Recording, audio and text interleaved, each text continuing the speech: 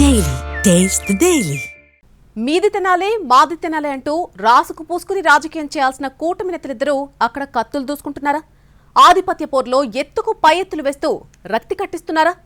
Seat వివాదంతో మొదలైన వ్యవహారం ఇప్పటికీ సద్దుమణక్కుండా రగులుతూనే ఉందా? ఇంతకీ ఎవరా ఇద్దరు? ఏ నియోజకవర్గంలో జరుగుతోంది ఈ ఎపిసోడ్ అంతా? తెనాలి అసెంబ్లీ నియోజకవర్గంలో కూటమి నేతల మధ్య విభేదాలు కాకరేపుతున్నాయి. గత ఎన్నికల్లో ఇక్కడి నుంచి పోటీ చేసేందుకు టీడీపీ నేత ఆలపాటి రాజేంద్ర ప్రసాద్, జనసేన నేత నాదెండ్ల మనోహర్ తీవ్రంగా పోటీపడ్డారు. అప్పట్లో తీవ్ర ఉత్కంఠ రేపిన ఆ వ్యవహారం చాలా రోజులు నడిచిందే. ఫైనల్ గా జనసేన కోటాలోకి వెళ్లడం, నాదెండ్ల మనోహర్ గెలిచి మంత్రి అవ్వడం వరుసగా జరిగిన పరిణామాలు. అప్పుడు ఇచ్చిన హామీ ప్రకారం ఆలపాటి రాజాను ఎమ్మెల్సీ చేసింది టీడీపీ అధిష్టానం. ఇద్దరూ రాజ్యాంగ పదవుల్లోకొచ్చాక కూడా కీచులాట్లు ఇంకా నడుస్తూనే ఉన్నాయట.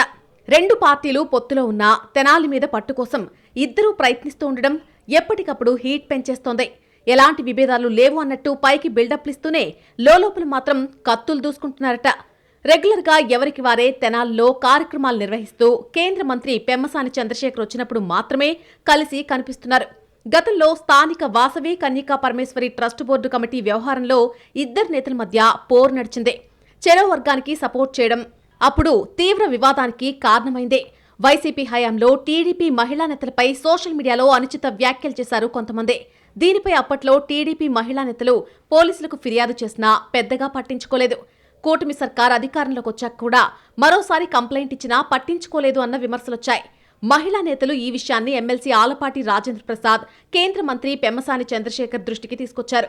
అయితే పోలీసులు పట్టించుకోకపోవడానికి మంత్రి నాదెండ్ల మనోహరే కారణమన్న అనుమానాలున్నాయట టీడీపీ లీడర్స్ కు. తాజాగా తెనాలి వహాబ్ సెంటర్లో ఎమ్మెల్సీ ఆలపాటి రాజేంద్ర ప్రసాద్ ఫ్లెక్సీలను డివైడర్ మధ్యలో ఏర్పాటు చేశారు. సడన్ గా మున్సిపల్ అధికారులు రంగంలోకి దిగి వాటిని తొలగించేందుకు ప్రయత్నించడం వివాదానికి కారణమైందే.